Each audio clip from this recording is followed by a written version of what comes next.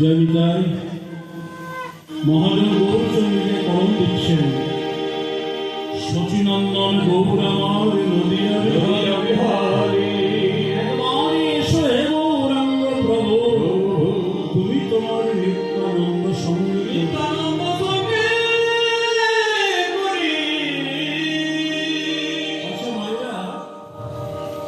আপনাদের এই হরিসভা যদি নবদ্বীপ হয়, আপনারা গৌর ভক্ত মহাপ্রভুকে আহ্বান করলেন, শচীনন্দন গৌর নদিয়া বিহারী,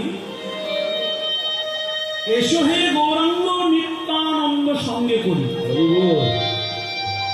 এখন অনেকে ভাবছেন গৌর এলেই তো হবে, নিতাইয়ের কি প্রয়োজন ছিল? এই গৌরাঙ্গই তো করির আরাধ্য। সত্যযুগে তিনি পুরাণ পুরুষোত্তম, ত্রেতাযুগে তিনি মর্যাদা পুরুষোত্তম রামচন্দ্র, দাপরে লীলা পুরুষোত্তম শ্রীকৃষ্ণ, কলিযুগে প্রেম পুরুষোত্তম শ্রী গৌরাঙ্গ। তাহলে গৌর এলেই হবে, নিতাইয়ের কি প্রয়োজন?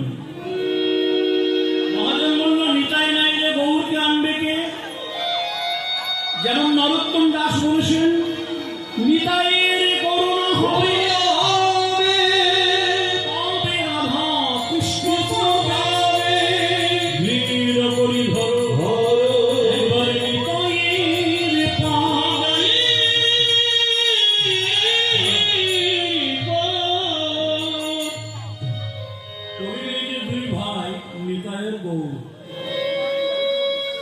এদের সম্পর্কটা কেমন জানেন না? কোনদিন কোন জায়গায় দেখতে পাবেন না যে একটা গৌর আছে, বসন পরিধান করে আছে নিত্যানন্দ প্রভু, একজন ব্রজের কানায়, একজন ব্রজের গোলায়। কিন্তু কলিযুগে তাদের সম্পর্কটা কি? একজন হলো আশ্রয়, একজন বিষয়, একজন আধা, একজন আধেয়। অর্থাৎ নিত্যানন্দ মহাপ্রভু হলেন আশ্রয় তত্ত্ব, গৌরাঙ্গ হলেন বিস্ময় তত্ত্ব। যেমন এই যে গ্রীষ্মের দিন গেল, আপনার এত পিপাসা পেয়েছে, কোথাও জল পাচ্ছে না, হয়তো আমাকে সে বললেন ধরিয়ে দেবো।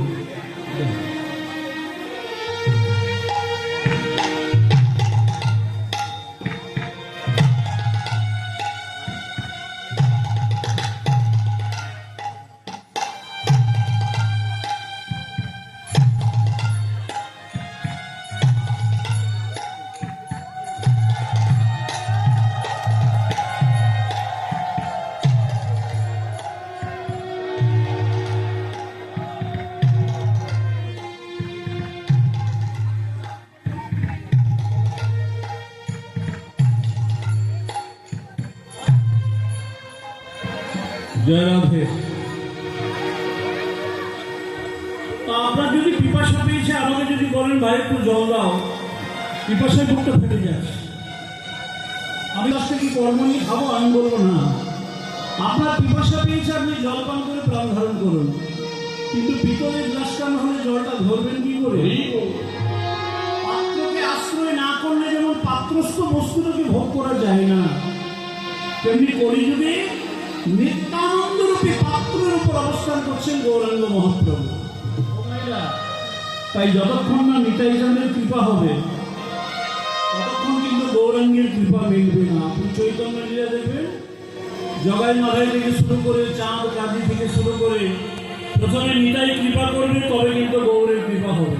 তাই আজ নদিয়া নাগরিকগণ মহাপ্রভুকে আহ্বান করছে, প্রভু যন্ত্র যদি করিয়া থাকে, যন্ত্র যদি করিয়া থাকে,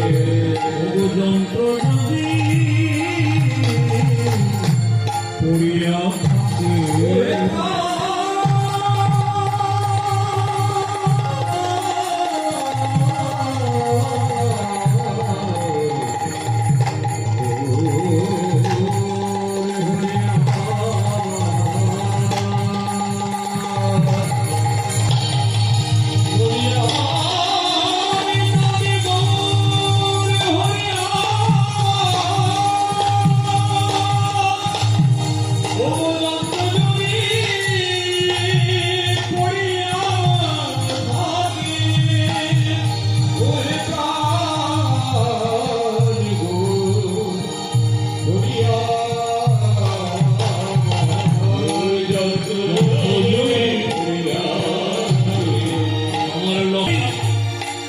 বিহরি যন্ত্র বলো কেমনে কাঁদে